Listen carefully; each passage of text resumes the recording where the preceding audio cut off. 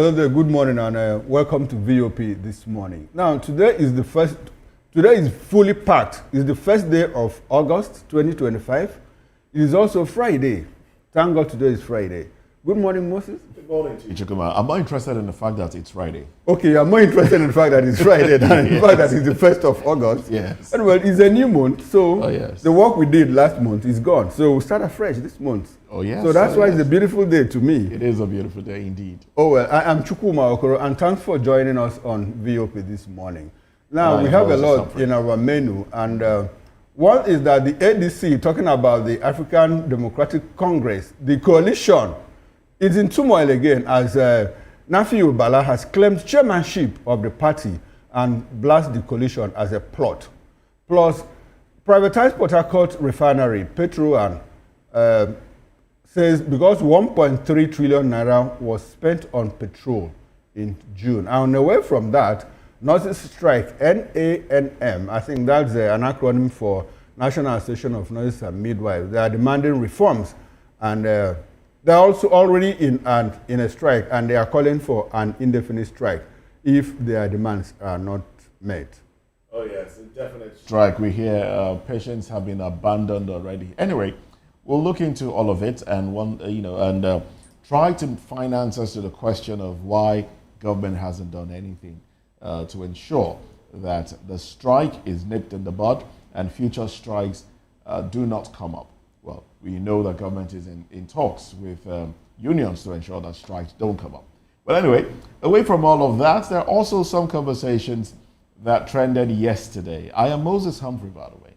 Now, for some of these conversations that trended, one of them is celebrity politician Dino Melaye, who officially revealed that he had dumped the PDP. Now, the former Kogi West Senator, Dino Melaye, resigned from the People's Democratic Party in a letter dated July 4, 2025, where he announced his immediate withdrawal from all party activities, citing the PDP's failure to provide credible leadership and address Nigeria's political challenges.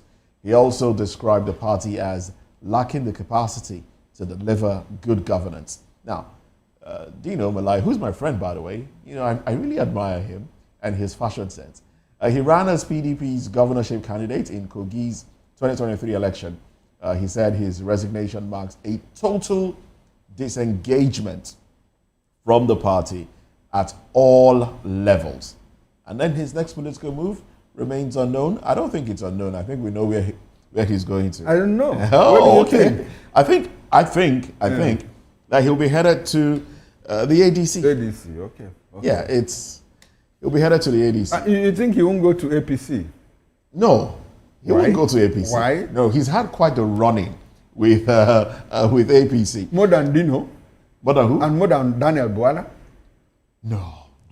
More than FFK, Femi Fani-Kayode? I would believe more than FFK. I like the fact that you introduced him as a celebrity politician. Oh, yes, he is. Yes, that is the way to go. That's the way to go. In that report, they talked about what he was wearing. Okay. The Versace attire that he was wearing, or Givenchy. He knows how to dress, and he knows how to flaunt his cars as well. No, I won't be surprised if tomorrow we hear that Dino is not in the APC. That's the way of Nigerian politics. That's quite the postulation. It's not strange. Did you ever believe that Daniel Bwala will work for Daniel Bwala or Mr. Bwala? Okay. Let me keep it professional. I'm not surprised. Okay. Because he was just a mouthpiece. He was just a spokesperson. And sometimes when people do these things, when people attack a certain individual, is to be noticed. Okay. So for Bwala, I was not surprised. So were you surprised when Atiku Abubakar left the PDP to ACN, came back to PDP, left PDP to APC, came back to PDP again? It took a while for that to happen. Okay. When he left the PDP for ACN, I wasn't surprised because he was pursuing an agenda. Okay. All right. And when he went back to the PDP, it was still an agenda. All right. For Atiku, I really haven't been surprised as to his political moves. Yes. Okay. But for Dino, With the kind of things... I'm pretty surprised that I'm surprised. I will be surprised. I'm surprised that you are surprised if tomorrow we hear that Dino is in the APC. I doubt that. Okay. I pretty much doubt that. I'm thinking that he'll end up in the ADC, you know. Okay. But I won't be surprised if tomorrow I hear that he's in the APC. You know, that's the way of politicians in Nigeria. I strongly believe that the Dino that I admire from afar will go where Atiku has gone to. Okay. Going by his relationship with Atiku. Yes.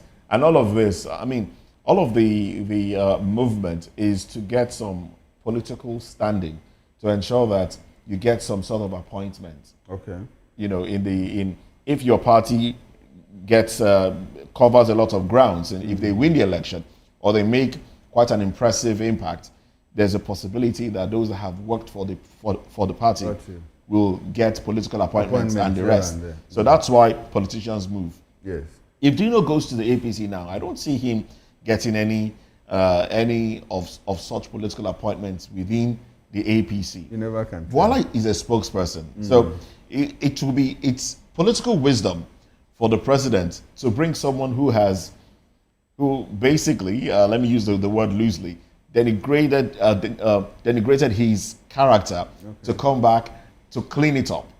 No, I get your point. But I think there are several reasons why politicians jump from one party to the other. The calculations. Dino could actually, as a matter of fact, make up with Yaya Bello, with Ododo now, you know, and strange bedfellows. That is the thing about after what they did to him during elections. Yes, it's possible. When interests overlap and intersect, they find a convenient way of resolving all of those things. Okay. No, but the news for me here is the fact that Dino is leaving the PDP because, according to him, the leadership failed.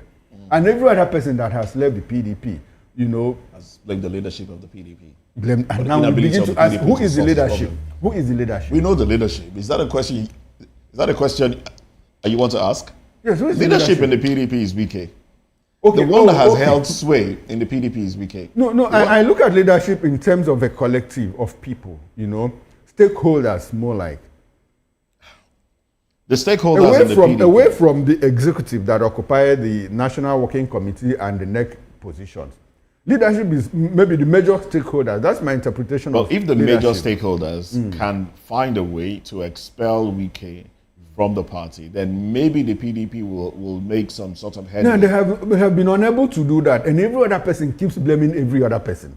That is my worry. Everyone blames everyone, and nobody is willing to take responsibility. And when you accost Wike says, no, it's not me. Am I the NWC? Am I the NEC? Am I the party chairman? All that. And so nobody is able to place a finger on the actual leadership problem in the PDP. So everybody blames everybody. And at the end of the day, nobody takes responsibility.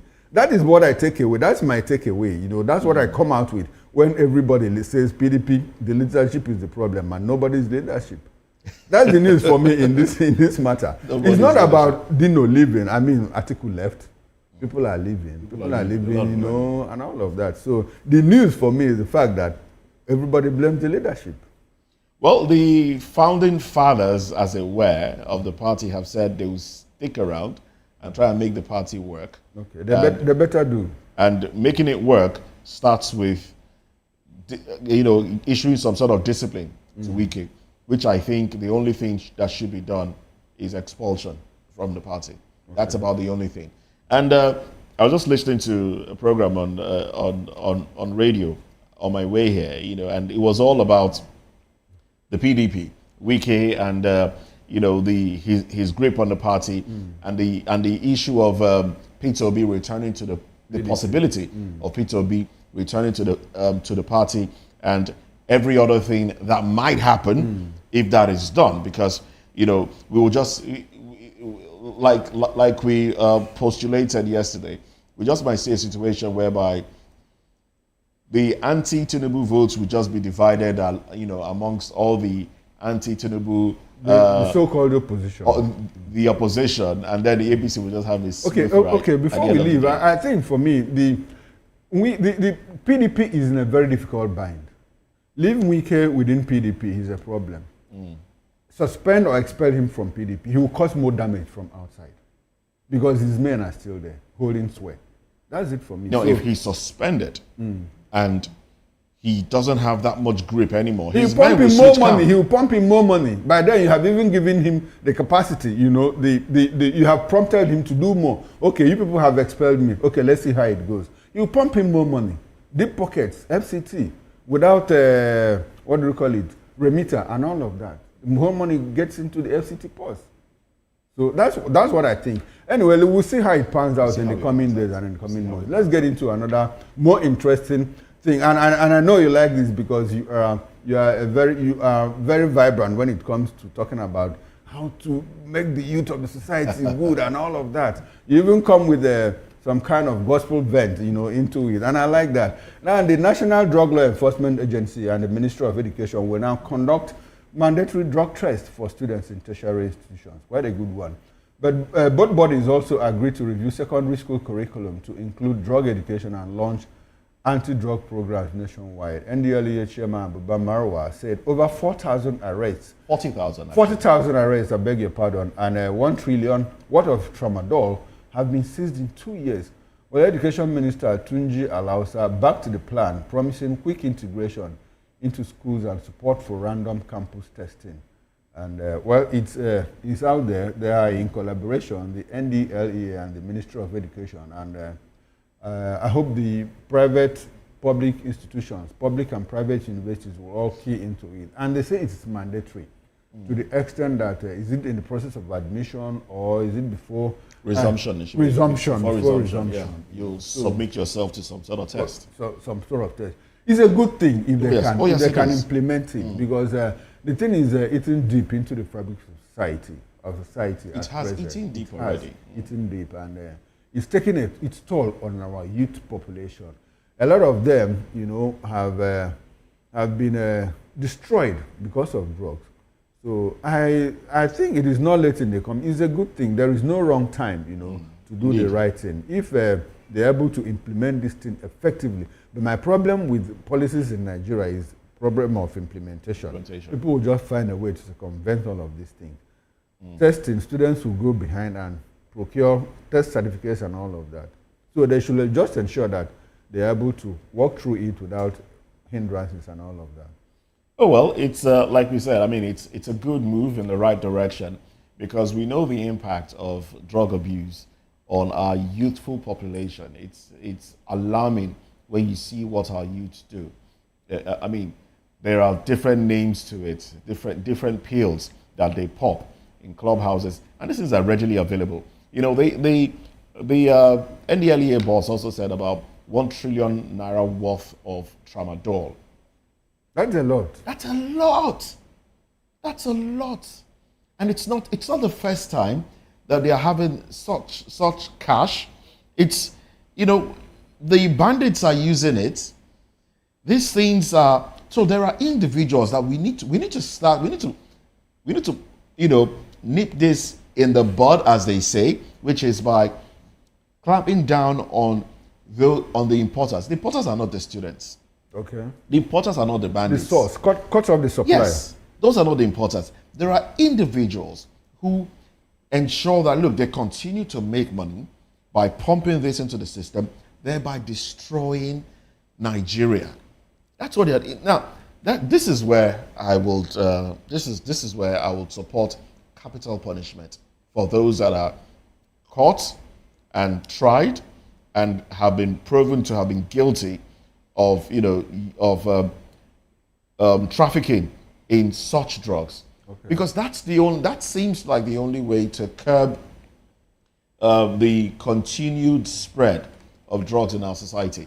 You see things that they pop. You know why it's difficult for me to, despite the fact that I align my thoughts with yours, but I find it difficult. If you look at countries, if you go to Southeast Asia, countries, Indonesia, Thailand, Malaysia, Singapore, that have made drug trafficking capital punishment, what has happened? Philippines, people still peddle drugs in the streets.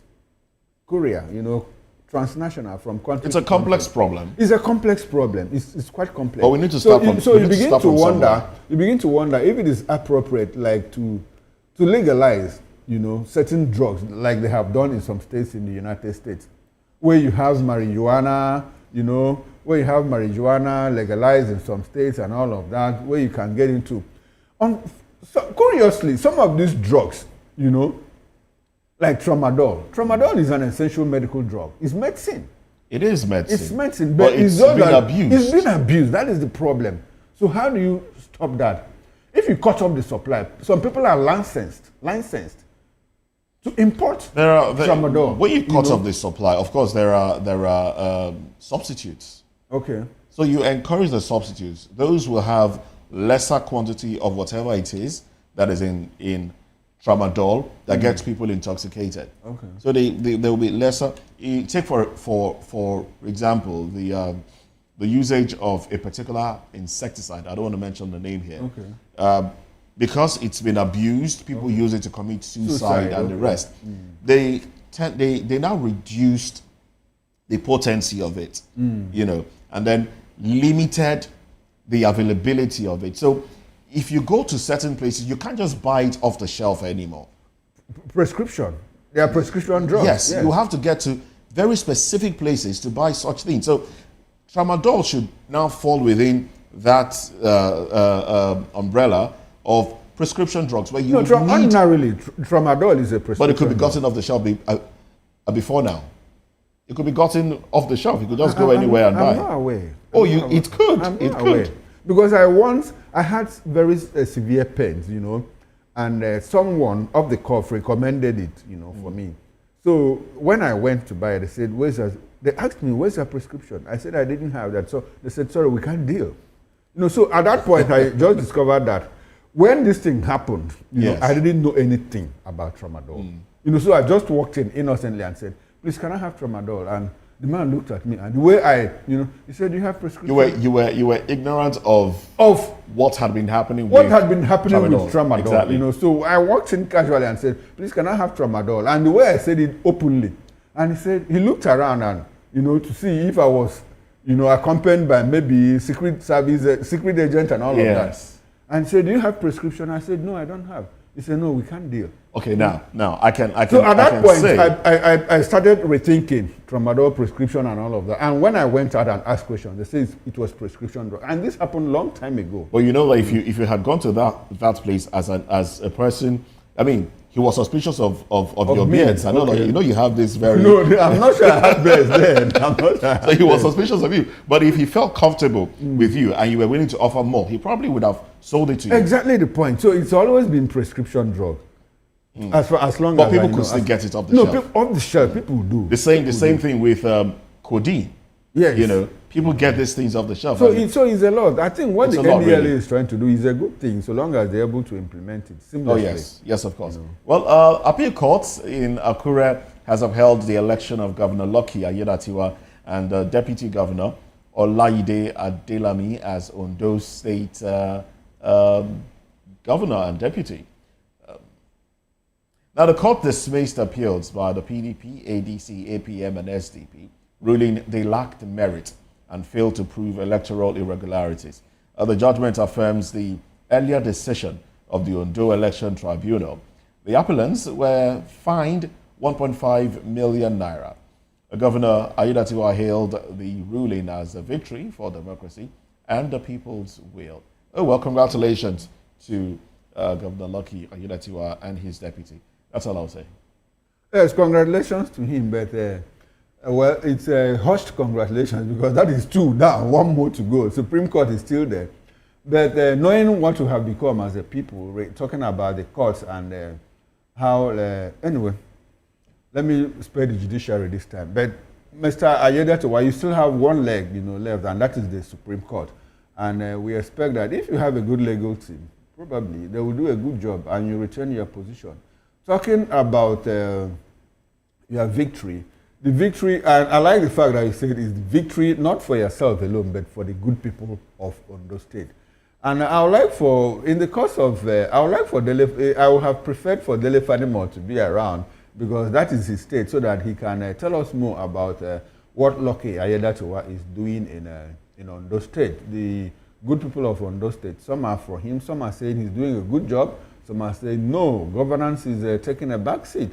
Nobody knows what is going on in Ondo State and all of that. So it's okay. Like Moses said, congratulations to you. One more, two down, one more to go. I wish you good luck in your journey. All right, then. Well, let's take a break now. When we come back, we'll be looking at headlines from the papers.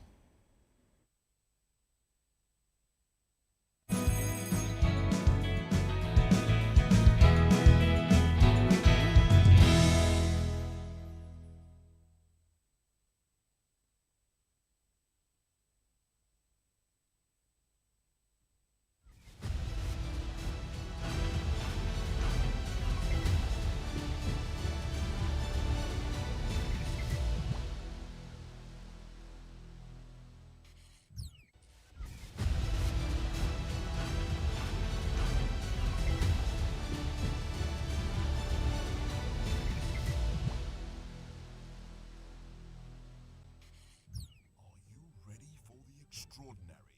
Something big is happening on your screen. Introducing VOP TV. Now streaming on SLTV channel 264. From breaking news to captivating conversations, news analysis, giving you all sides to the story. We break in-depth discussions on the issues that matter, from politics to sports, entertainment, and lifestyle. VOP TV on SLTV channel 264. Join us as we redefine what television means to you. Voice of the People Television, VOP TV. Now you have more than a voice.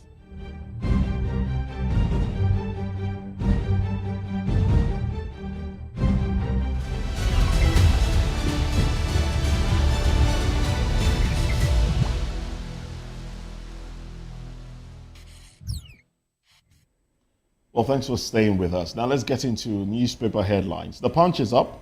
The window headlines here. 2027. Defections stir tensions as APC, ADC lock horns. Government's FX windfall crashes 73% to 589 billion naira in H1. FEC, federal government approves 3.5 trillion naira for roads, airports, others.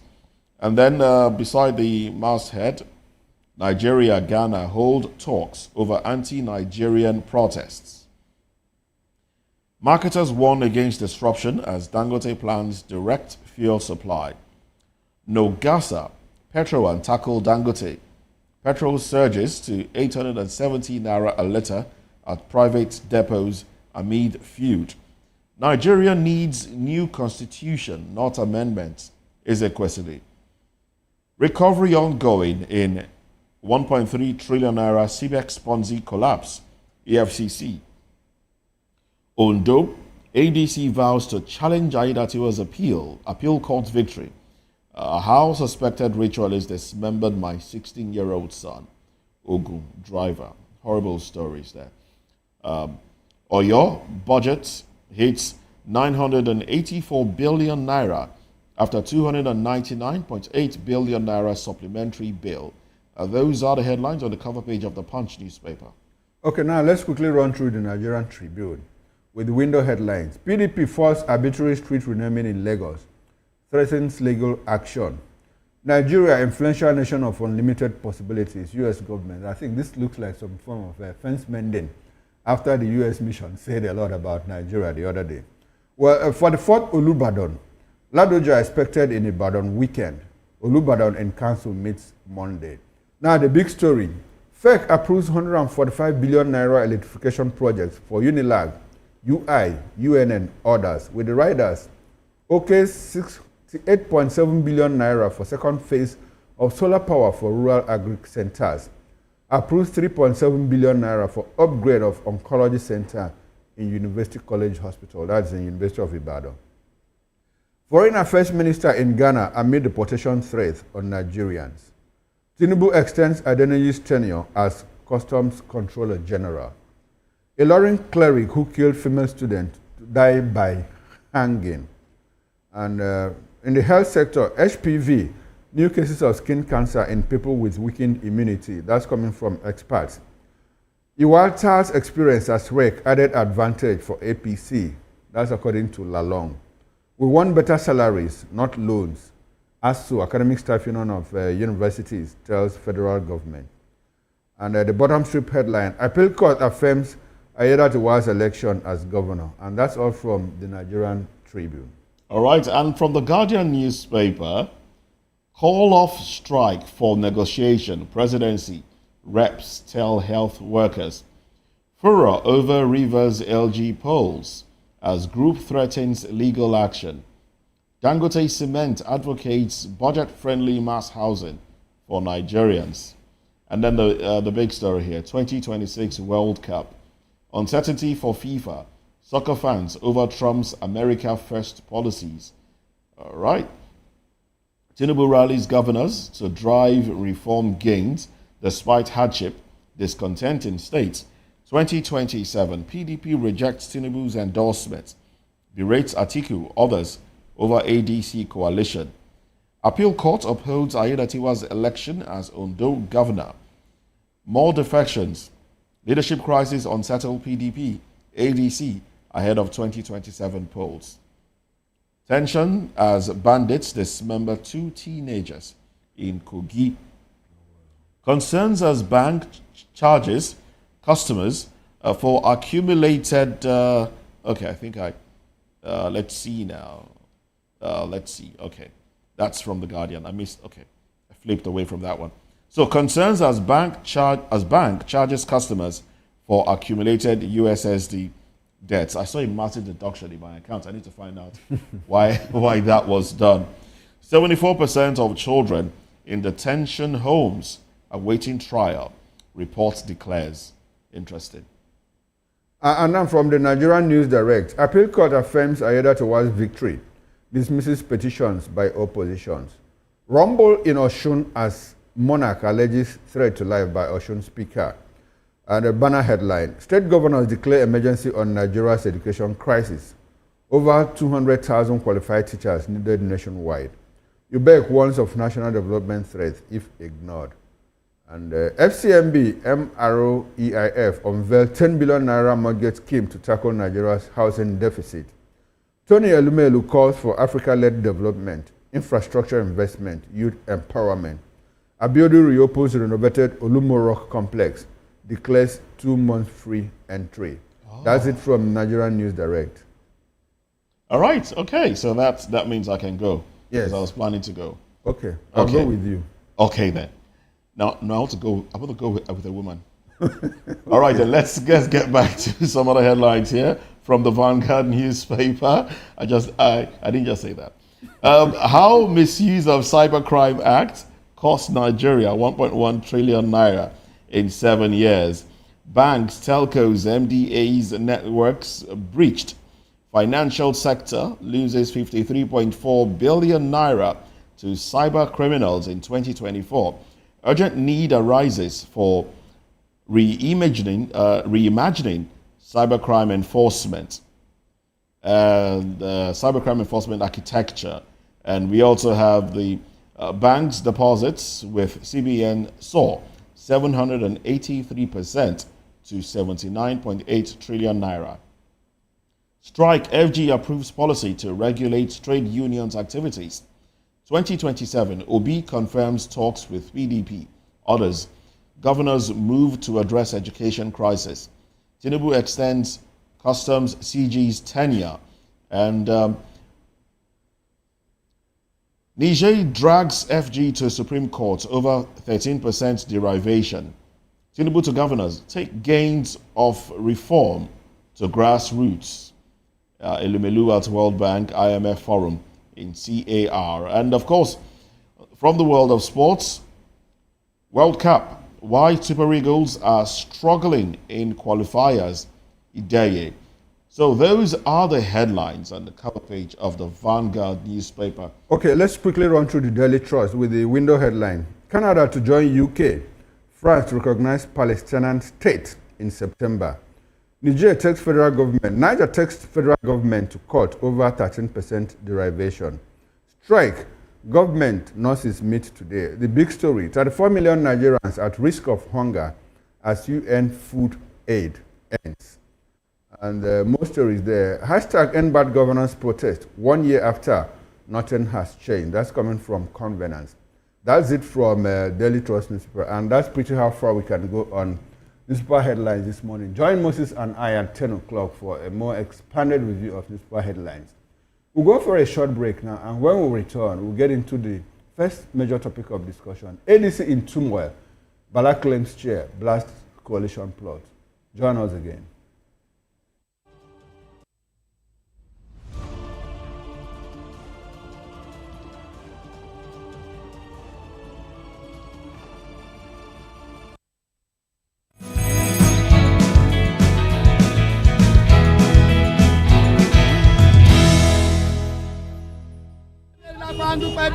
Good morning. It's the start of a beautiful day. Or start your day right with a healthy dose of news, fun, and inspiration.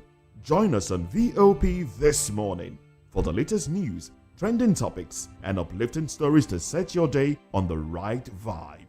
From news and current events to lifestyle and entertainment, you are covered. VOP this morning, 8 a.m. Monday through Friday. We encourage you to click on the like button and subscribe to our YouTube channel. We are Voice of the People TV. Also follow us on all our social media platforms. We are at VOP TV Live. Visit our website www.vop.ng for fresh and trending news. Also watch us live on SLTV channel 264. VOP TV, Voice of the People Television. Are you ready for the extraordinary? Something big is happening on your screen. Introducing VOP TV, now streaming on SLTV channel 264. From breaking news to captivating conversations, news analysis, giving you all sides to the story. We break in-depth discussions on the issues that matter, from politics to sports, entertainment, and lifestyle. VOP TV on SLTV channel 264. Join us as we redefine what television means to you. Voice of the People Television, VOP TV.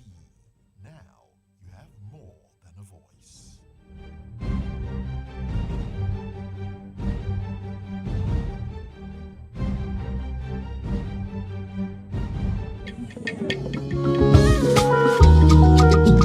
Voice of the People Television awuchiela onye nụ ya ka ọrụ ibe ya. Ị chọrọ ịmata akụkọ ndị gbara n'akwụkwọ akụkọ dị iche iche n'ala anyị kwa ụbọchị. Ị chọrọ ịmata ka o si afịatụ na ndọrọndọrọ ọchịchị, agụmakwụkwọ, azụmahịa, ime njem, ọbụladị egwuregwu. Ngwa sonyere anyị n'oge ndị Igbo na Voice of the People Television.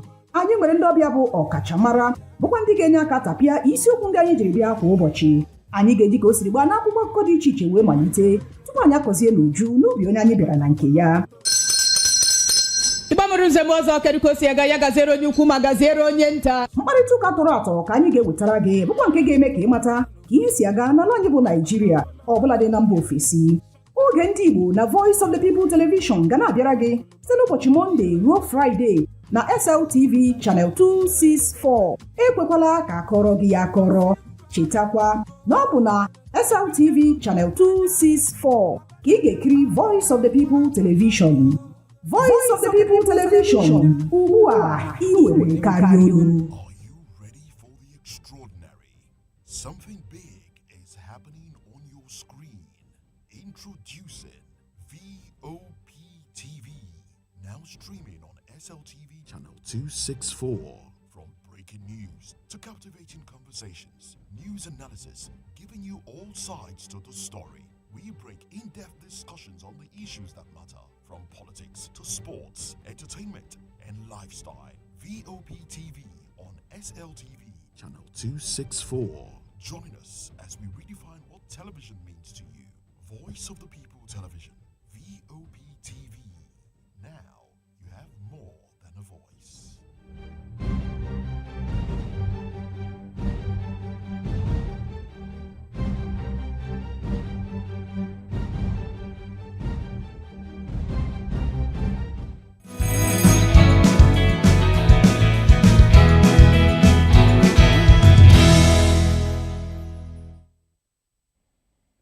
Welcome back and thanks for staying with us. Now, this is VOP this morning.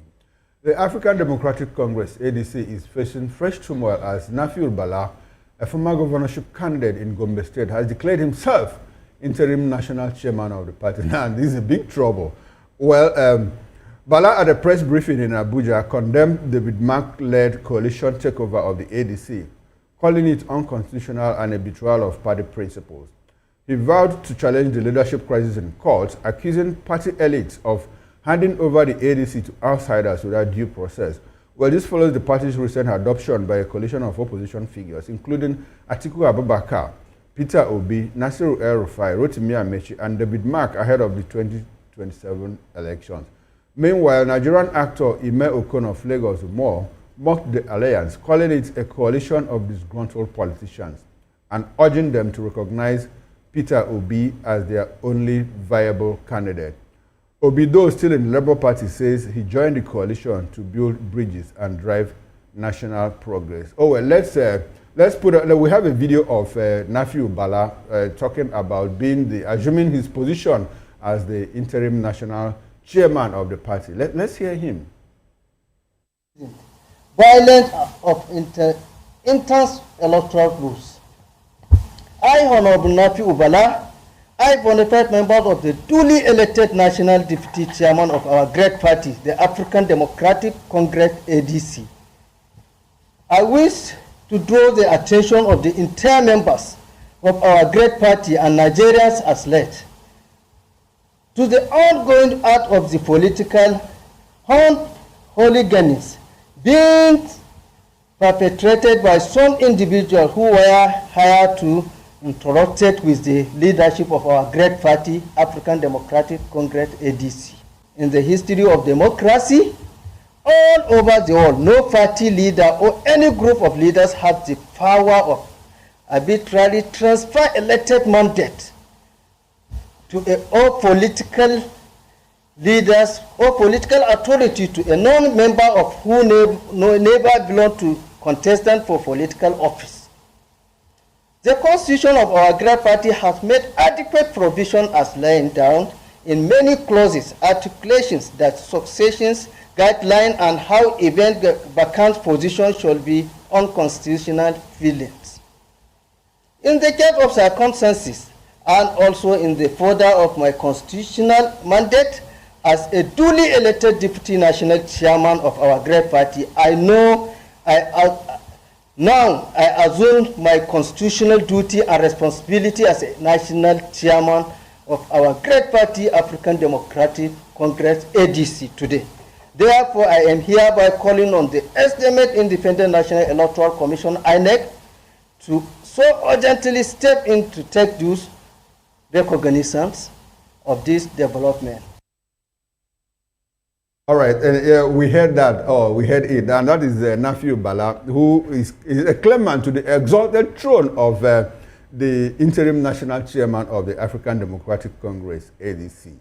Well, we are joined in the studio here by Mr. Dele Fanimo. Dele is a seasoned reporter and VOP in-house analyst. Good morning, Mr. Fanimo. Thanks for coming to VOP this morning. Good morning, Moses. Good morning to you. Okay. And Barrister Barrister Asim. No, beside Dele is Barrister Asim Adam. He's a legal practitioner and political affairs analyst. Good morning, Barrister Asim. Good morning we to you. We appreciate your presence. Yeah, good morning to Nigerians. And from our Benin outstation, we are joined by Comrade Destiny Enebulele. He's a former member of Edo State House of Assembly and also a public affairs analyst. Good morning, Comrade Destiny Enebulele. Thanks for coming to VOP this morning. All right, I think Barrister Asim likes to be introduced as former spokesperson, Chief Beatrice Itubo P2B campaign organization, Labour Party in Rivers State 2023. That's his proper introduction. Thank you very much. Thank you once again. Okay, now let's get into it. Barrister, let me start with you. Okay. Nafiu Bala Yes. is saying, I'm the interim national chairman Yes. of the African Democratic Congress. By the powers conferred on me by our constitution Yes. and all of that.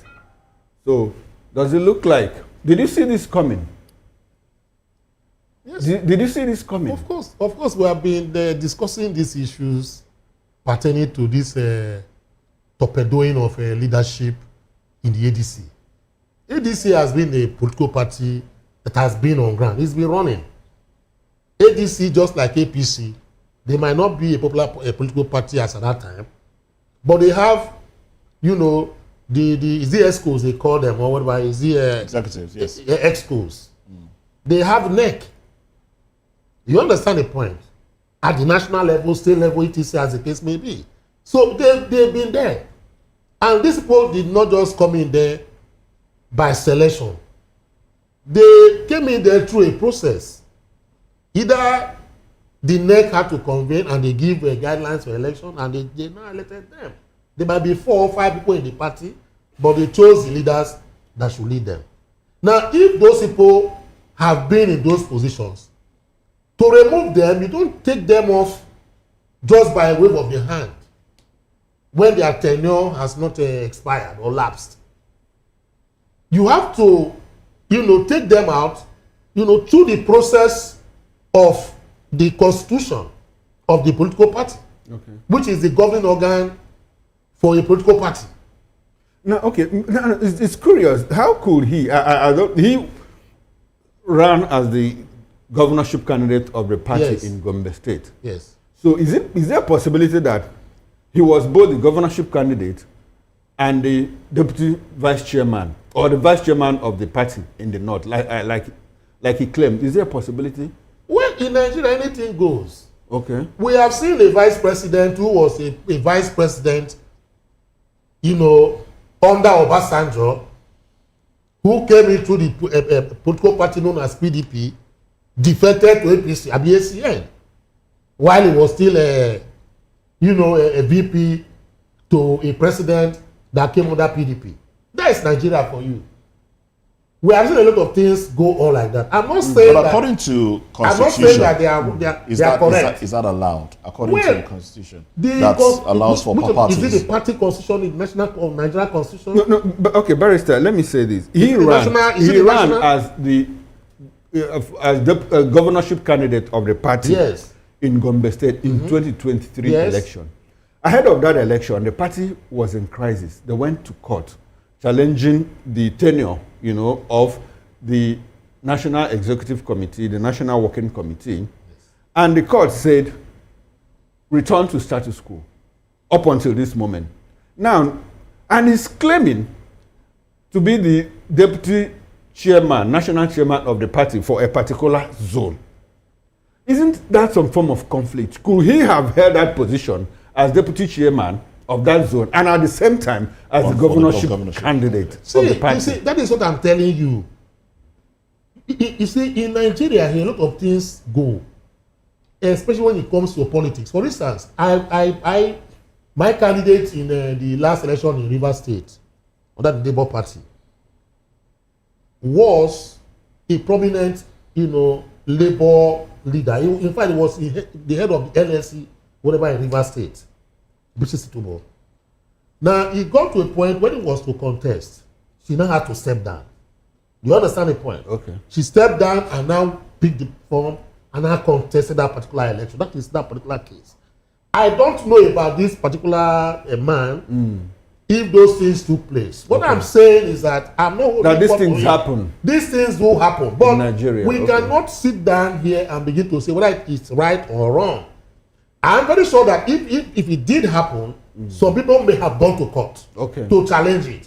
Okay. What is the outcome of that particular process or proceedings of court to challenge it? Okay. Because I'm very sure he has the reason why he came back. Until we listen and hear his, you know, the verifiable and cogent reasons why he's laying claim to this, I think he has the right to do what he's doing. Okay, now let's progress. Dele, I want to bring you into this conversation. Now, does it look like, I mean, David Mark has been the interim national chairman for about 2-3 weeks now, and why suddenly did this come up? Does it look like some form of infiltration? I mean, does it look like somebody is outside, you know, trying to pull this other string just to... People have been saying the ADC coalition is a coalition of disgruntled elements and all of that. Some people even insinuate that the ruling party will not allow this coalition to hold. What do you think? So let me start by telling you that I'm not really surprised at what is going on now. Okay. You saw it coming? I said it. Okay. In the Not open. just saying it, you said it. I've said it. Okay. As soon as ADC came on board, I said this is a quicksand, that it will be blown by wind. But people didn't see it. The first is, So what gave you that impression? the impression is, how can you come to my house and take over my house, even if I'm weak? Somebody else from outside will have sympathy with me to fight you and kick you out of my house. How could you just come to a party within 48 hours, you are appointing interim, and those you met there were not part of the optics? At that point, were you aware that they didn't do enough groundwork? Or that they didn't do internal consultation? You recall that the PRO of that party, the second day of this particular inauguration of the interim ESCO, shouted and said, we were not consulted. Okay. They came to us, the same thing they wanted to do with SDP, and SDP chased them out. And see what they did to Refinery in SDP. The point is, you don't, even if that person is weak, my grandfather would say, until you throw a stone and it hits a madman, that is when you know that the governor of that state may be his brother. But up until that time, you will not know, because he's not going to come to the open to tell you that this is my cousin, this is my brother. Now, ADC was in comatose before these people came. Just like LDP, Labour Party, was in comatose before Peter Obi and the Obedient came there. But there was a kind of arrangement that allowed Peter Obi. He didn't take over the party. He didn't sack the ESCO of the party, of Labour Party, when he came to Labour Party. He had some kind of arrangement with those people he met on ground. And they came together and they saw him as a beautiful bride and took him on. And they contested that election. But it's not the same thing as the ADC. They went to SDP, did the same thing. SDP resisted them. They ran to ADC. I won't be surprised that anytime from now, they will run to another party that is just for cherry picking and want to run with it. It's game for these ADC people. Okay. To do what they have done. It's game for, I don't see anybody instigating them. Because at the end of the day, even if they are going to talk now, if they are going to negotiate, it's just like you have built your house in 10, 15 years, and somebody just came up from the family of the original owners, he went to court, and he got court judgment. There are two options. Either you go and negotiate with the original landowner that got court judgment, or remove your property, because the owner of the land is the owner of anything on the land. Okay.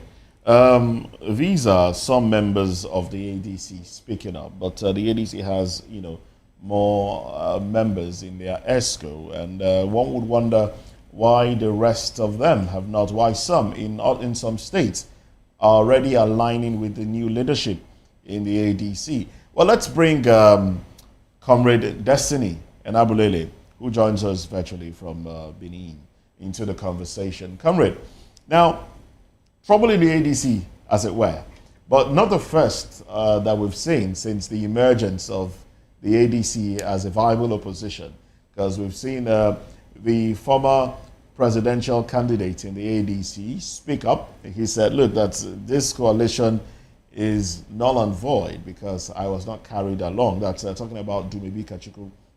We've also seen the representative, House of Reps member from the ADC, Leke Abejide, speak up. And now we are having Nafiu Bala. Is this the end of the coalition in the ADC, or is this just will this be swept under the rug? Because the coalition, when they approached the ADC, they did say that they've done their findings, they've done their research, and they know that there is no viable case in court that will prevent them from pitching their tent in the ADC. What are your thoughts? Very sincerely, appreciate the platform for this opportunity, and wish everybody happy new month. You see, I said it in this platform some time ago. In the wake of this association, or perhaps you refer to it as a coalition, that the man we are dealing with, the man at the center, I'm not trying to put everything on the doorstep of the president or presidency. I'm just trying to lay a foundation. That the man we are dealing with is a very smart man. And I went further to say that he's not intelligent. And you can see what is playing out now, that I'm about to be vindicated. So for us, I had friends that I discussed with about 2 or 3 in the wake of this in Abuja. We had discussions. Even about 3-4 days ago, my friends in the party in the center, the APC. You see, I'm a little bit not very comfortable, because you can see me this morning. I'm not comfortable with the events as they unfold. This is not democracy. This is demonstration of grace at the highest level, with utmost humility. Because, to be very sincere, for a man unfolding. Yes, as unfolding. Sorry. What are you not comfortable with exactly? You see, I said it in this platform, you can still recall, that the men that I am seeing at the forefront of this coalition, they were once at the same side with the President Jagaban. That I believe that they should know better in tackling this issue. So there is no way. I align with my people at the studio. There is no way you will exonerate President Bola Ahmed Tinubu from this whole charade that is bedeviling this coalition. So what they want to do, and I can see them. They are gradually gravitating towards. See, that's why I said I'm a little bit disturbed. I thought that these men that were or are in the forefront of this coalition, they are smarter. But from what I have seen, or perhaps been reading or read in the pages of newspaper about a week ago, I'm disturbed. So I don't see Nigerians winning this war against Tinubu. To be very sincere, it is Nigerians. Just that they don't have the vehicle that will convey them to the destination. The destination is very important. Please, it is very important. And the process, the journey towards getting to that destination, it is far, far, far more important than the destination. Indeed. All right. So this, from your take now, your summation, you're basically putting this as an action by the president or the presidency, ensuring that political parties don't stand. You are right, my brother. Yes, okay. Yes. No, that's I'm not what missing you are saying. Okay. It's the gospel truth. I don't know if I said it. I'm a student of international study and diplomacy. I'm a student of history. I love studying people. I don't know why. If I pick interest in you, I study you. I have been studying the President Jagaban from when he was governor of Lagos State. I've been saying this in this platform. I have been studying him, and he is going to win this war. If you recall, if you try to play back some of our clips, about a month ago, you don't see me talking this way. But with this from the events. Okay, Comrade Enabulele, I would like to stay with you on this. You have studied the president, and you think that the president is clearly the one behind what is going on in the ADC. Mr. Okoro. Excuse me, sir. You turn around to say you are disappointed with the people in the ADC because apparently they made mistakes.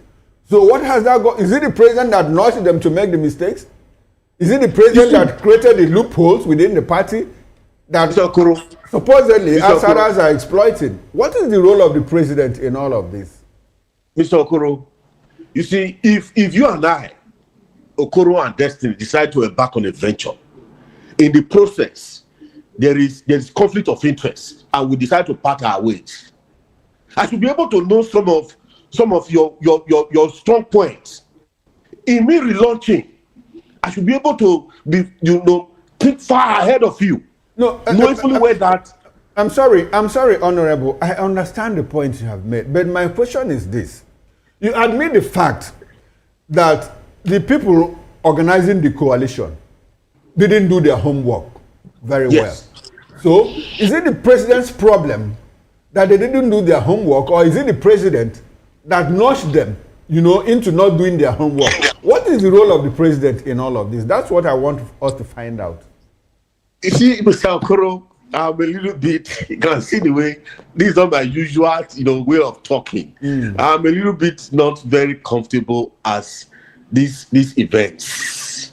Because, at the very beginning of this coalition, I was full with energy.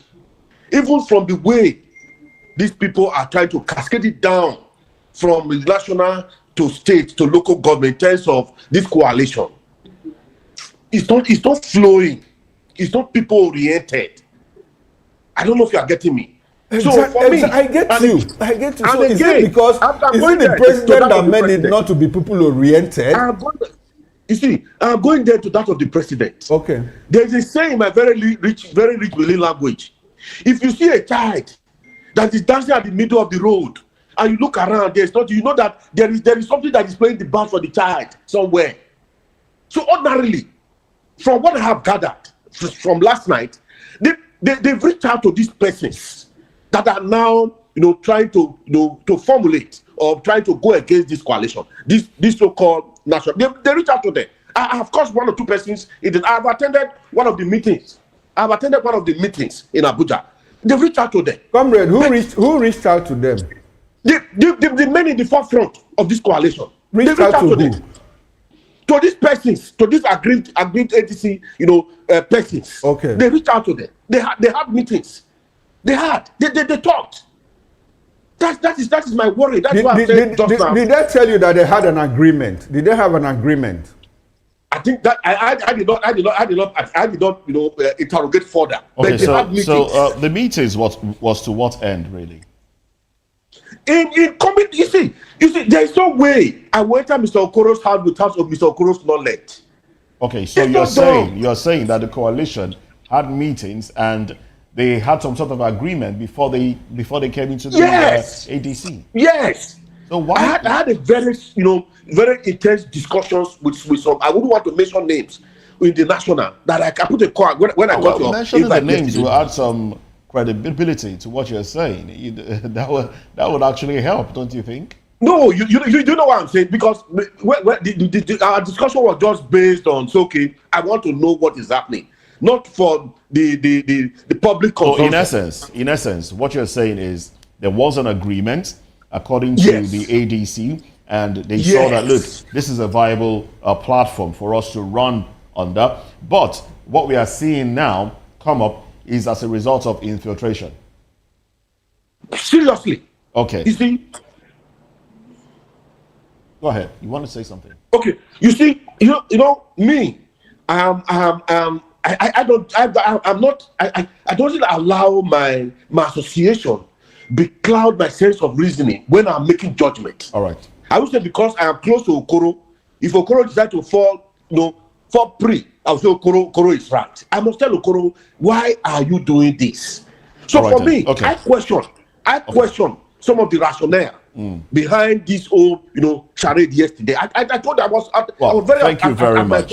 Thank you very much, Comrade Enabelele. Now let's bring it back. Let's bring Barrister back into the conversation. Now Barrister, when Dumebi Kachuku spoke, after a while, he did say in an interview, look, he alluded to the fact that he wouldn't mind working with the Tinubu administration. He alluded to that fact, that fact. Yeah. And let's point you to the fact that there might be some sort of infiltration into the ADC. You don't seem to believe so because you're chuckling. But if that be the case, where does that leave our political space if opposition cannot rise? It's normal. Even in your Bible, I don't know if I'm correct. Let my people go. Pharaoh, let my people go. But God hardened Pharaoh's heart. Is it not what they said in the Bible? Then, when God did that, a lot of us were questioning God. Why? For instance, normally speaking, I can't question God, but I was trying to, think, If you want these people to go, why do you harden Pharaoh's heart? To teach him a lesson. You want to teach what? Not a reason to that punish is what is now said. To teach what? Which Pharaoh means lesson. in every level of our existence, there are interferences. Either spiritual, physical. Is it also? God spiritually interfered to teach Pharaoh a lesson. In my own now, in this political dispensation, or the normal of politics in Nigeria today, or the world over, even the nations of the world, if China is trying to go to Kenya, America will go there and see if they can, filibuster or torpedo, all right, or claim and create confusion so that it does not come to fruition. It is not, for me, it's politics. And I've said this over, and I want to reiterate today again, that in politics it's just like football. An own goal is counted for the other person. The politics being played now in Nigeria, and if you want to draw a comparison between this current dispensation and during the time of the PDP, where opposition had their say, they were basically allowed to protest and all of that. Where does that leave Nigeria in terms of party politics? Are we running the nation aground politically? See, like my brother said in Benin, that we are practicing democration of grace. I have said that we are not even practicing democracy, we are practicing plutocracy. Plutocracy and plutocratic governance. These people running here and there, Hitler dictator, they are the bourgeois, they are big people, they are the plutocrats. Mention any of the names. These are the Jagabans. It's not that this Jagaban is bigger than the other Jagabans. They are all together. So when you look at people who are struggling for power, are they not the highest echelon? That is the J-stock breed. What Hitler, Hitler said, the J-stock breed, as he referred to Germans. You understand? That they were superior above other breeds, as the case may be. The same thing that is happening in Nigeria today. So it's a fight between, this class of people, this class of plutocrats, the feudal lords, as the case may be. So the electorates have nothing to do with it. We have nothing to do. And that is why I still align my argument or my thought with that of my brother. It's like, we are on the same platter, we're on the same pedestal, politically speaking, before yesterday here. We drank, we ate together, we hobnobbed. I should be able to know the weakness of a Tinubu and know his strength. As a lawyer, when I hear that Femi Falana is coming to court, I know his strength, I know his weaknesses. Because I have seen how he operates. So if I'm going to have anything to do with him, then I have to prepare myself and look at the areas I feel that I will have advantage. Are you saying they didn't know that a Tinubu will not lie low? There is nobody. Let people forget about Tinubu. Even we are here. I play student politics in school. When we are to do elections, so who is the person? We see a candidate that is coming up, we want to torpedo him. Okay. So these are things I feel that they should have done before now. They are running amok right now because they are confused. Let me tell you, give one example lastly. Are you aware that before they hijacked ADC, like Fanimo said, they went to SDP. Before then, they wanted to form a political party called ADA, ADA. That request is still before. You understand? The request is still before what now? INEC. If INEC, for instance, approve that political party, which I know they are going to do to destabilize them further. Do you know that from what I found out, ADA, fulfilled, about 80%, 90% of being a political party. Okay. In fact, we have been saying that political parties should not be regulated. We can have up to 30, even 100, as the case may be. You cannot say you are not qualified. Why should there be an ombudsman that want to, segregate and kind of regulate activities as guaranteed in our constitution, so that freedom of association. How does the approval, good, if it comes, of ADA? Good. Let me tell you, because I foresee that they are going to approve it. Okay. Now, let me tell you what's going to happen. Like, I believe that the man at the top, who is a political guru, may have influenced something to happen. Don't do this for them. And the ombudsman will keep it down. Then he gets somewhere, because this is Nigeria, he gets somewhere now, the man will say, okay, release it. By the time they register ADA, they are going to leave ADC back to ADA. Most of them will leave. So we say, let us remain in ADC. There will be confusion in the camp. To the extent that when somebody will say, okay, since ADC is struggling with it, let us go back to ADA. So we say, no, let's remain. P2B will say, let's go. Atiku will say, I want to remain in ADC. They now begin to look at their chances. Well, their ranks will be broken and their political weights and onions will now be destroyed. All right. So these are techniques, these are tricks. You don't have to blame, a Messi on the field using his extraordinary skills to dribble and score. Maradona even scored a goal with a hand. And it was counted. Okay. You understand? Okay. Before they took the World Cup and left, they started celebrating, but he begin to analyze. He has won the World Cup. Okay. So these are the things we do. So we mustn't do with that. There must be interference. Okay, let's before we move on. I mean, yes, we're absolutely out of time for this conversation, but let's just get Mr. Fanimo's take, the hand of God, as it were, in politics now, or should we say, hand of APC or hand of Tinubu? Is that what we are having now? And how does the dependency of the Independent National Electoral Commission play out in all of this, especially going forward into elections? You see, I'm amused when people begin to talk about Tinubu factor, Tinubu infiltrating, Tinubu doing this, Tinubu doing that. Is there no Tinubu factor? Is there no Tinubu factor? No, I said I'm amused. Okay. I've not said I'm discountenancing. Okay. Look, I was a footballer at some point. When we are to meet another team, the first thing we do is to infiltrate the camp of the opposing team, find out who is the striker. Those days, we always identify striker with either number 9 or number 10 jersey. You know that 4, 5, and 6 are defenders. So we will now know the weakness. Sometimes we will even send a mystery to where they are training to be able to know. Because sometimes it could be deceptive. They can just wear the central striker, the number 2 jersey.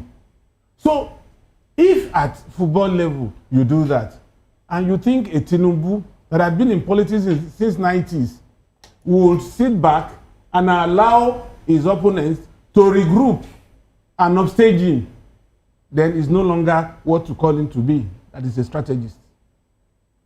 So, but where I blame these people in coalition is that somebody like Atiku, somebody like El-Rufai, we can grant Obi that permission, that excuse, because Obi never worked in the camp of Tinubu before. El-Rufai had worked in Tinubu's camp before. Atiku has worked in Tinubu's camp before. Tinubu founded ACN. He was there. El-Rufai was part of APC. Amechi was part of APC. Right from inception, AD, Action Alliance for Democracy, that transformed to Action Congress, and then ACN. Aregbesola was there all through. He became a governor using the instrumentality of the Tinubu factor. And these people, after staying with Tinubu for those years, couldn't read correctly who Tinubu is. Then it's a failure on their part. All right, then. Okay. This will be a good place to anchor this. We'll pick it up much later when more information is made available to us in this particular regard. Now, let's get into another conversation now. The Petroleum Products Retail Outlet Owners Association of Nigeria, Petrowan, has urged President Bola Tinubu to privatize the Port Harcourt Refinery, saying it would improve efficiency, attract investment, and create jobs. Now, Petrowan's spokesperson, Joseph Obele, criticized the NNPC Limited's decision to retain control of the plant, citing its history of corruption, fuel scarcity, and mismanagement. Obele argued that private firms are more accountable and better aligned with community interest, using Indorama Petrochemical as a model. Now, he said privatization would enhance productivity, reduce corruption, improve fuel supply, and boost government revenue. Oh well. Meanwhile, data from the NMDPRA shows Nigerians spent 1.3 trillion naira on petrol in June. Refineries supplied 455 million liters, while depots pushed out 986 million liters. Average daily supply dropped to 48 million liters, with petrol prices ranging between 885 naira and 925 naira per liter. Of course, we have that data. Now, let's take a little breather. Have you soak in the data, and then when we come back, we'll be discussing with Dele Fanimo, Comrade Destiny Anabulele, and Barrister Sim Adams.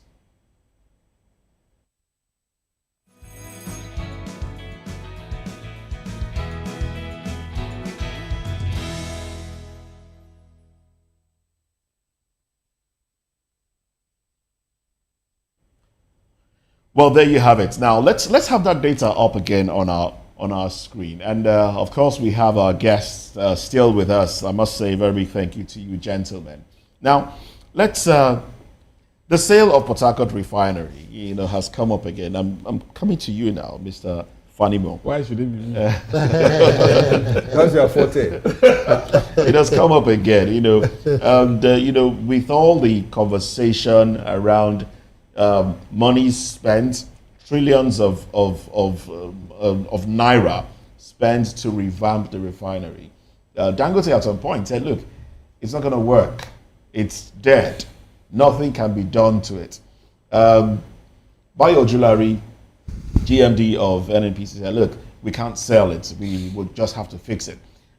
And then the trade war as well, going between Dangote Refinery and NNPCL. What are your thoughts on all of this? Do you think there is a possibility that Port Harcourt Refinery can come upstream if properly revamped? Bayo Julari did say it was ill-timed for the refinery to have been producing before the complete revamping was done. What can we say that was the problem? If it is completely revamped, can it still come upstream? Or should we depend on other refineries that are coming from private individuals? Now, let's start using the available data. Dangote has a refinery that is 650,000 barrels per day at peak of production. To be upgraded to 700,000. Good. Now, this refinery we're talking about, and the total cost of building that refinery was put at about $20.6 billion. Now, Port Harcourt Refinery, at its peak, can produce more than 60,000 barrels per day. And in the last, let's just take the recent spending, which was $1.5 billion. Now, if you divide $20 billion along with the 650 barrels per day, that gives you an average of, in naira divided by 20, that gives you about 50,000 barrels of expendable amount of 1.5 to graduate to 20 billion, which gives us 650,000 barrels. Now, that expenditure was not the first, not the second, not the third. Indeed. Since 1999. And cumulatively, either they were lying or giving us true facts. That refinery, since the inception of this republic, has not given us up to 100,000 barrels cumulatively in terms of output. But in the last 3, 4, 5 months, Dangote has been able to churn out millions of liters of petrol and byproducts. Now, with this analysis, how would you, in your best of elements, subscribe to further expenditure on a near moribund refinery that, even at its best, cannot compete with privately owned refineries that are either on steam or coming up? More so, this refinery was established more than 40 years ago. And it's like going to Ladipo Market to shop for B2 parts, Volkswagen B2.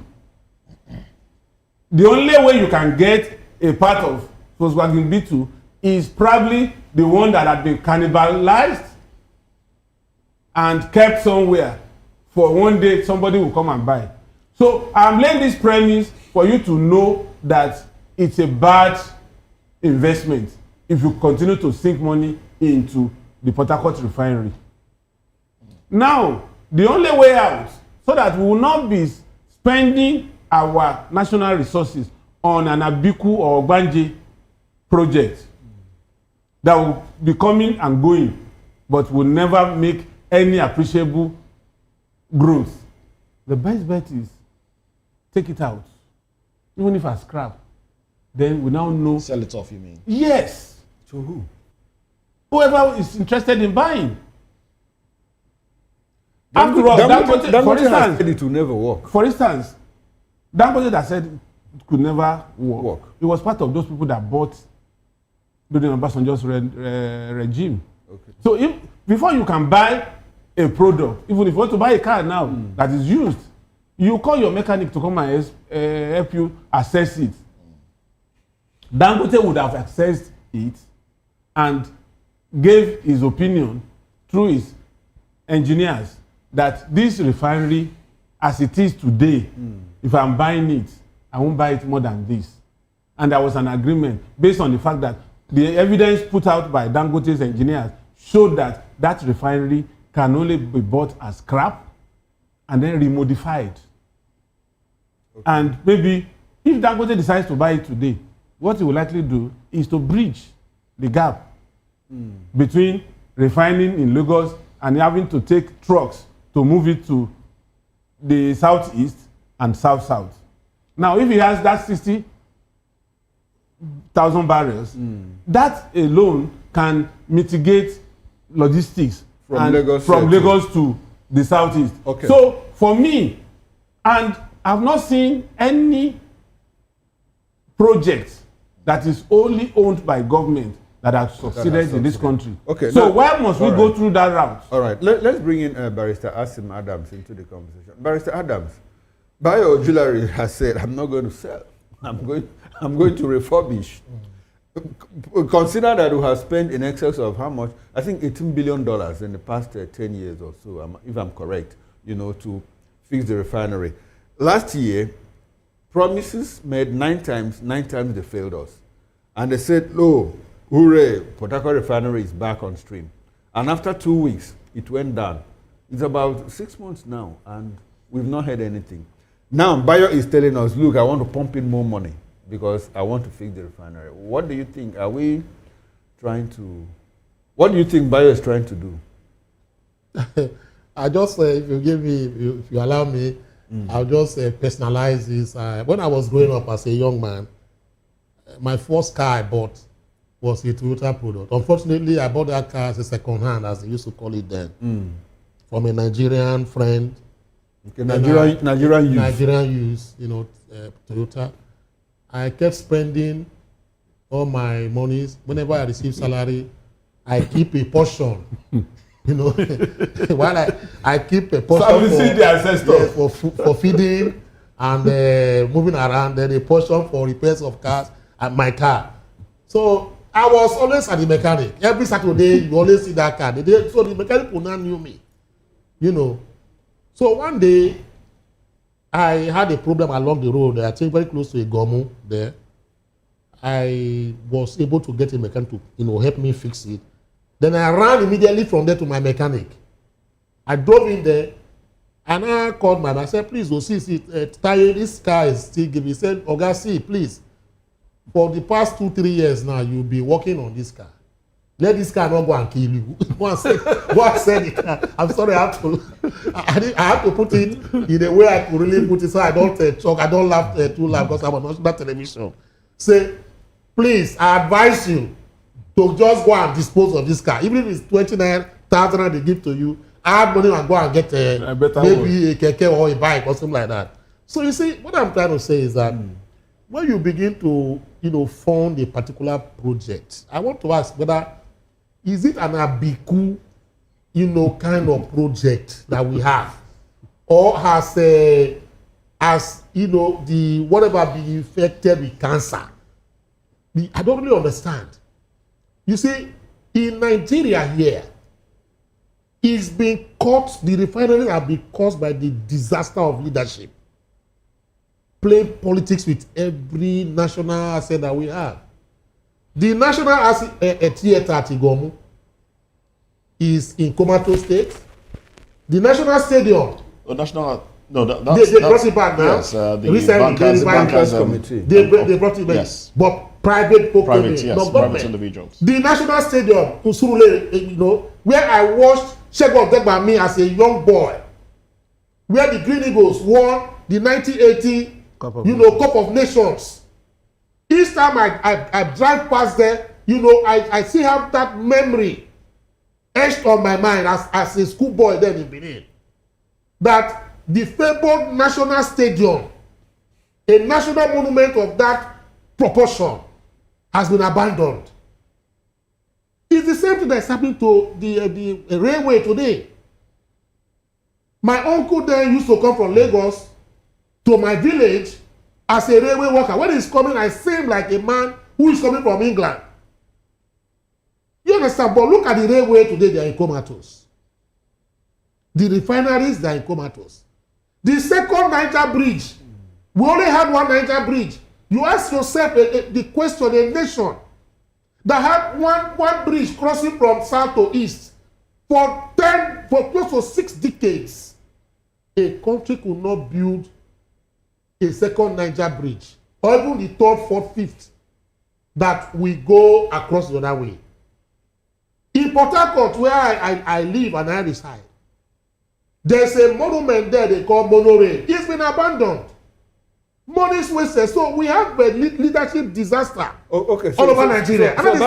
Essentially, you don't agree with Bayo that he Essentially, what I'm saying is that because before I make my final conclusion, I must have to periscope the bitterness in me that I've been trying to express this. Now, when you have disaster in this kind of situation, what do you expect? For me, I would say, sell it off if it's still sellable. If there's a buyer that is coming to buy, you sell. Because we cannot manage it. There is no way we can manage. If you like pumping $1 billion or trillion or zillion dollars, I am not sure that is going to work because they play politics with it. And as far as they play politics with it, it will never work. Okay, now, Barrister, before we go to Benin, just relying on the anecdotes that you made about your car. Yes, that's right. It's interesting to know that. Absolutely. Your mechanic advised you to sell that car. Sell before you see the car will kill you. Now, to sell that car that was trying to kill you, that's right, to someone else so that it will kill that person. No, the question will be, this refinery now, if you say Bayo should not fix it, what should he do with the refinery? It should sell. There are those who are willing to buy. To die, not to die in trying to fix the refinery. See, let me tell you, there are in my village, there was a man, he tells you that he buys only dead things. whether animals or anything. He goes for death and he revives them. I don't know why he does that. Okay. He comes to your property and say, okay, you can't, okay, we take up and, rerun that place and bring it back to life. Okay. It's management. I think some people buy parts of these things and they use the parts. It can be broken down. Yes. And most of things, sell them as parts and make your money, you go your way. The bonnet and the rest. So, that's right. Okay, now let's go to Benin, where we still have Comrade Destiny and Abulele. Comrade, we are talking about the Port Harcourt Refinery. What do you think? What's your take? Sell or retain? Let me be very frank. I think my senior brothers, the panel, they've done justice to it. I wouldn't want to bore us with... I will try to start from where they've anchored their own thoughts. You see, there are problems. I worked in government before. I've been a head of an executive before at the third year. To my mind, I must be very frank. I don't think that as it stands now, with the government in charge, it can't work. That is the gospel truth, and that is the political truth. But as an individual, it can. I will tell you a very, a very practical example. When I was in the council, my engineer then said we're going to dispose SYZ, equipment that belongs to the council. On my own, I carried out, not from the civil society, secret investigation of those equipments. When I discovered that some of the equipment were just ordinary not. Some were just ordinary, to service. But on my own, I said, no, this 1, 2, 3 equipment, let's put it aside. The engineer asked me why. I said, don't worry, I can work, we can work on this, equipment that I put aside, and it will work for the council. So, for my mind, that Bayo is saying that the federal government need to inject other funds. Mr. Bayo, with utmost humility and simplicity, it's not doing us well. Except when we have a very, independent investigator to critically examine and tell Nigerians, because it's our critical asset. That tell Nigerians, okay, this, in truth, it can't work. In truth, it can work. But to be very sincere, with government, it cannot work. That's the gospel truth. Because I believe in government has no business in being business because of quote unquote the kind of civil servant we have in this country. That refinery can't work. It's a death trap. Okay. Nigerian government. There's something I wanted us to talk about, but more like you self-corrected. Initially, when you started, you said, with this government, it can't work. With government. I just said with this government. Initially you said with this government, it can't work. Okay. But later on, you now said with government, that it can't work. It can't work. Okay. It's the gospel truth. Because if you look at this whole charade, I think it was last year. I think we discussed it equally. I discussed one of the platforms that they injected, and they keep on, they keep on telling us, that it will work. That they just released some blah blah blah blah blah of liters or blah blah blah. And I told Nigerians that I did my own findings, and I called some friends that are working in some of these, and they told us that it is all politically motivated. Okay. So for us, as a people and as a nation, if we want to move forward, and I believe and I strongly align that we need to fill it out to privatize it or sell it, whichever one, to private individuals to manage. That's the only way we'll get out of this quagmire, because it has not becoming a conduit pipe in siphoning our collective patrimony. Indeed. Should be sold to private individuals. That's your position, and basically the position of a lot of Nigerians.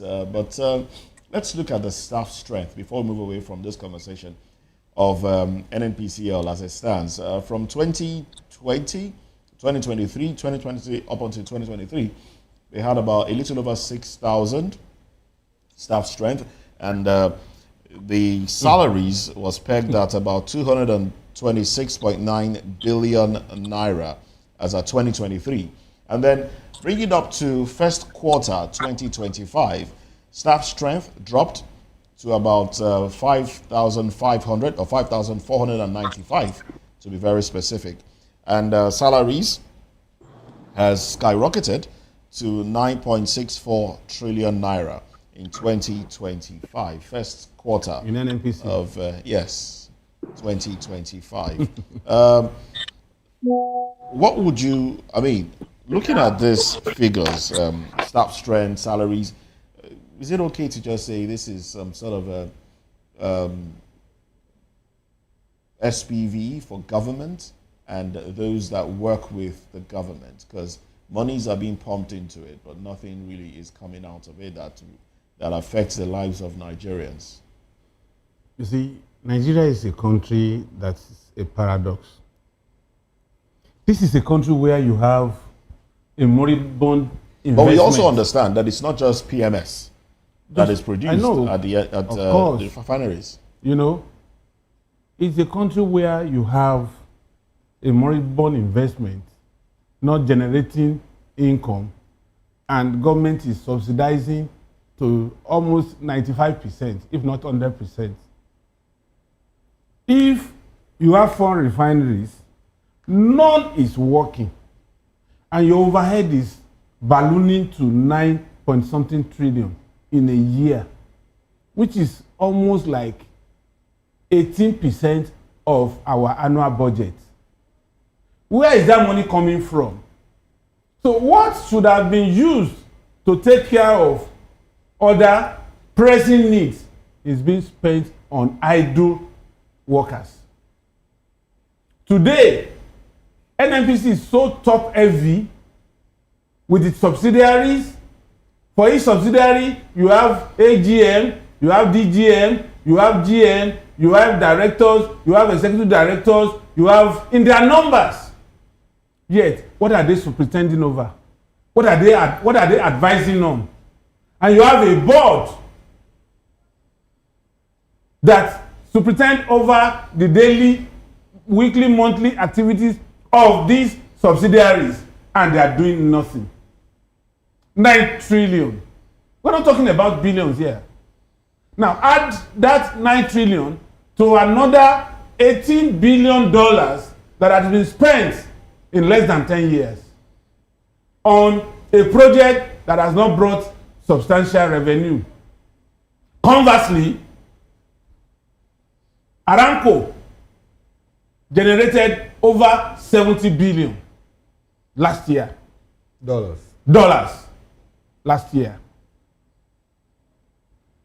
Petrobras generates money.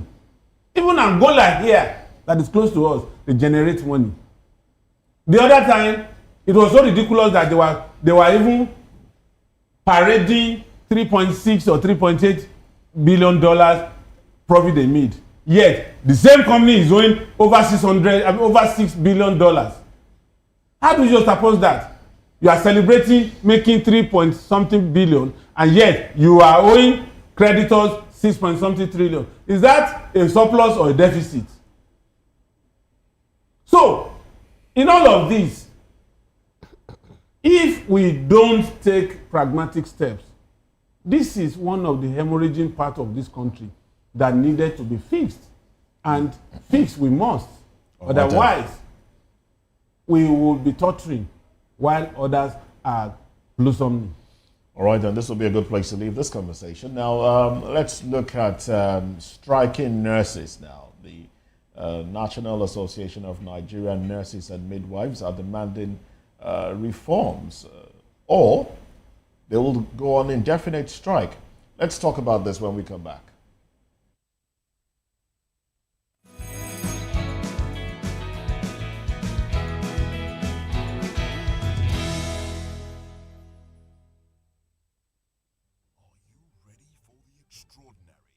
Something big is happening on your screen. Introducing VOP TV, now streaming on SLTV channel 264. From breaking news to captivating conversations, news analysis, giving you all sides to the story. We break in-depth discussions on the issues that matter, from politics to sports, entertainment, and lifestyle. VOP TV on SLTV channel 264. Join us as we redefine what television means to you. Voice of the People Television, VOP TV. Now you have more than a voice. 1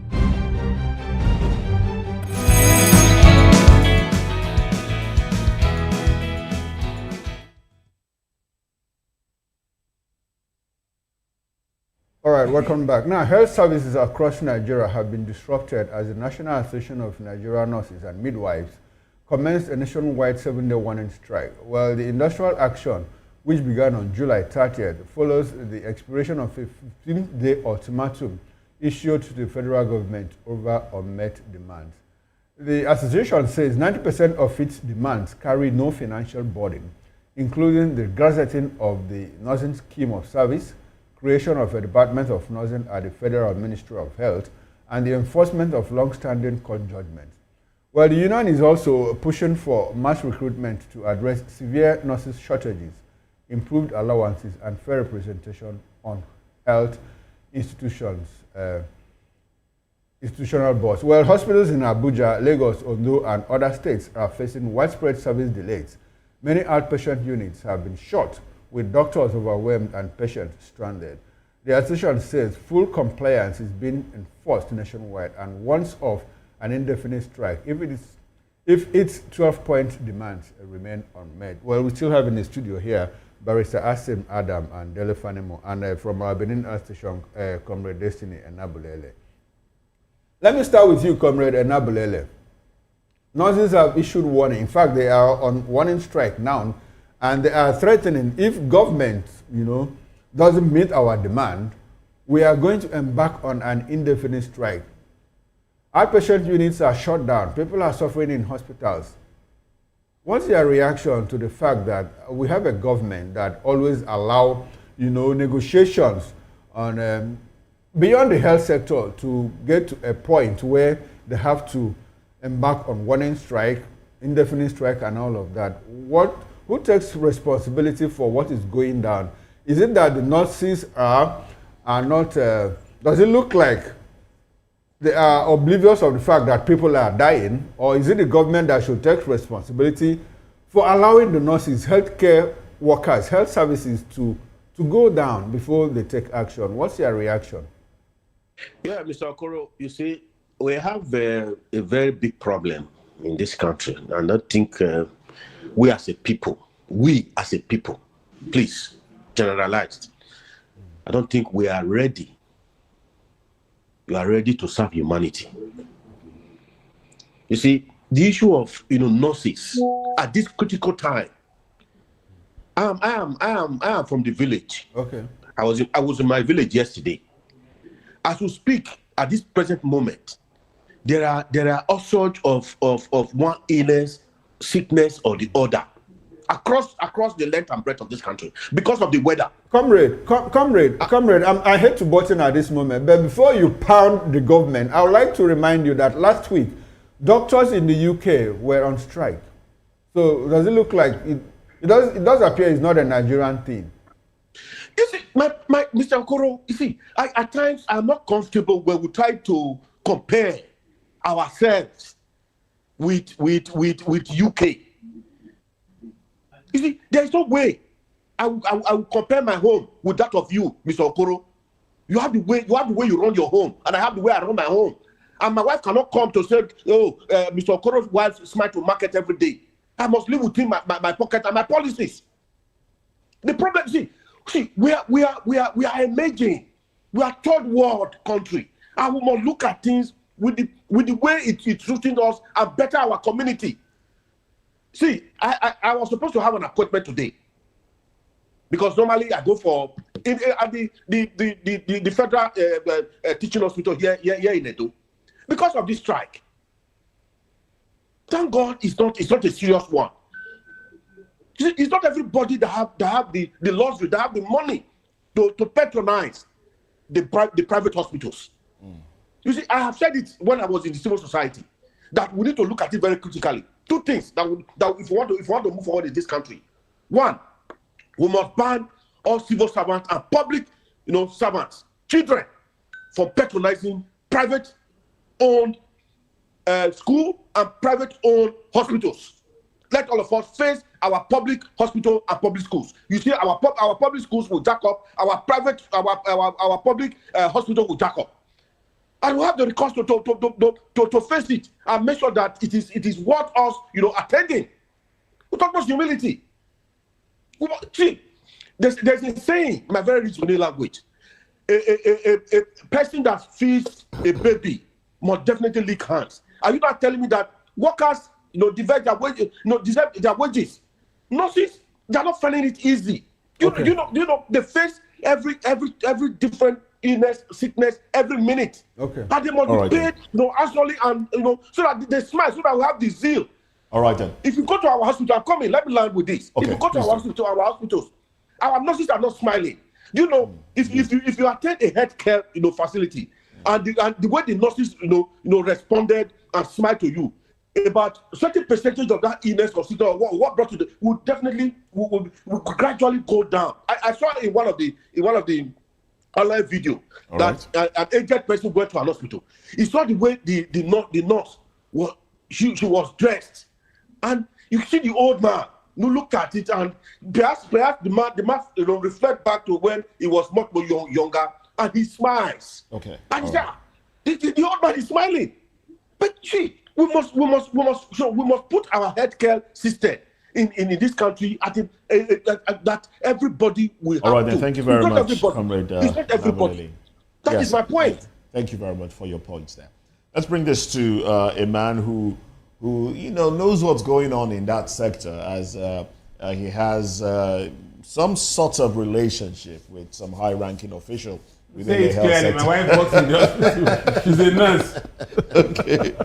Well, now we seem to, in Nigeria, we've been dealing with the Japa syndrome, where medical practitioners want to run abroad to earn better living, regardless of the fact that there are also strikes in some parts of the world, in the UK, for example. Now, but with all this Japa syndrome and government still not employing, what is the problem really? Because one of the demands of the nurses is that they want massive recruitment of nurses, because a lot of them have left nursing school with no jobs, and the only jobs they seek, the only jobs available, are with private hospitals, and private hospitals can only take as much as they can. They don't even take them. They don't even take them. Most of the private hospitals, they use. Why isn't government willing to employ? Quacks. You see, I think it's better for us to contextualize what is happening that led to this strike. They are not asking for improved pay in isolation of some other things. You see, if you raise the bar as entry point for a profession, you also give them opportunities and privileges that runs along with the improvement in their professional calling. There was a time in this country that the highest you could get to in nursing profession in terms of qualification is to have a diploma in nursing and another diploma in midwifery. Do you have an idea as to how much the entry pay is for nurses? It varies from one establishment to the other. Government hospital. Either like states, entry point for states cannot be more than maybe, I don't know with the current, but entry point should be about 150, 160. Okay. That's aside from hazard allowance and... No, everything. Okay. Uniform allowance and the rest. There's nothing like uniform and allowance in nursing. Now, you said at some point, some 15 years ago, you said nurses with diploma cannot go beyond chief nursing officer, which is level 14. These people went back to school. They got degrees, first degree, some second degree, some PhD. But you are not willing to accord them the same right as core civil servants. They are not allowed, they discriminate against them from becoming permanent secretaries. Whereas the permanent secretary that rules over them may probably have just first degree, and he probably must have risen through the ranks. Now, what they are saying is, when they agitated that at least they should be allowed to rise to director level, you make them director, but subservient to to director of administration in the same ministry. And then you have another person as permanent secretary. So they don't have a director of nursing services? No! That is what they are asking for. It's one of those things they are asking for. Because they are saying 95% or 90% of our demands don't even have a financial That's what I'm saying. So that's why. So why is it difficult for the government to do all of that? this? That is why. That's why I'm worried about all this. Because if somebody had attained, for instance, let me give you a personal example. I told my wife even before this thing started. I said, look, one day government will wake up and say those who don't have degrees will not go beyond this certain level. And she went back to Ife to get degree in nursing. Because I wanted to ask, she's a director of nursing services. She's the deputy director of nursing services. Okay. Now, you see, even among directors, you have senior, you have junior. What we are saying is, what stops a nurse from becoming a permanent secretary in the Ministry of Health? Okay. Is he or she not a healthcare provider? Okay. And there are nurses today that are in the world that are PhD holders. Okay. All right. We are questioning. That's just one out of many. We are questioning them. Now, Barrister Adam, I'd like for you to take, I want us to look at a legislative perspective to this. The other day, we saw our National Assembly make a proposal that they wanted to pass a bill that will prevent government officials, so public servants from attending medical tourism, assessing medical services overseas. You are a lawyer. Is there a possibility that a law could be drafted in that regard? And what are the chances of implementing it seamlessly? That would be a law that is against, good conscience. That is a law that will bring problem to the system. That is a law that will not even be obeyed by them. How so?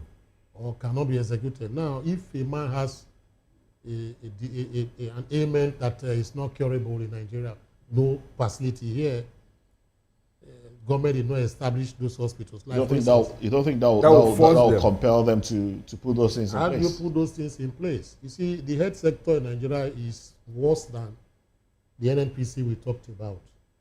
Because I passed through it. For 2 years, 3 years, 4 years, 5 years, I'm still on it, even as it is. I know what I'm telling you. When you talk about cancer, for instance, if I'm a civil servant and I'll be diagnosed with cancer, you ask me to stay here and die? No. I'll just resign and leave. Let me tell you, because of the fact that when you get to the place, go to the cancer screening centers in Nigeria, you just die, just weep on a daily basis. So that law will not work out. That law is against good conscience. How about the law to prevent medical practitioners from leaving the country? There's also... You see, if they want to make laws, what will happen is that as a civil servant, you can go to anywhere and assess medical whatever. But the money or whatever, the expense should come from your pocket. Okay. You pay for, if you can afford it, you go. Like I heard the later president, Nigeria was still paying some money or whatever. That is the rumor I heard. If you are in the civil service and you have an ailment, you want to go and treat your headache in the German hospital, and you have the wherewithal, why can't you fly out? But don't use public funds to go and take care of yourself and come back. So these are the things they should be doing. But then you now go to the other aspect of it. The question you asked, if you can just remind me again, I think you asked me a question just now. Well, we're absolutely out of time, unfortunately. Unfortunately. Okay. No, but I think you can take 30 seconds. The question you asked me is whether it will not compel them to build. Is that to compel them to build the facilities? Is that the question? The question is to prevent nurses from traveling abroad, because there's also the law. Okay. You have to put in enabling environment. Nurses, they suffer a lot in the hospitals. I remember the last time I was, So unfortunately, we are absolutely out of time. Would have loved to take that response. But I must say a very big thank you to you, Dele Fanimo, for staying with us on the program. And also must say a big thanks to Barrister, I beg your pardon, Barrister Asim Adams, and also Comrade Destiny and Abulele for your contribution on the program. Well, that's how far we can go on newspaper. I beg your pardon. On VOP this morning. Newspaper review comes on the air at 10 o'clock. Well, thank you very much once again, gentlemen. On behalf of the backroom staff and my colleague Chukwuma Okoro, who will be with me at 10 o'clock as we go into newspaper review, let me say thank you very much. Join us again at 10. Bye for now.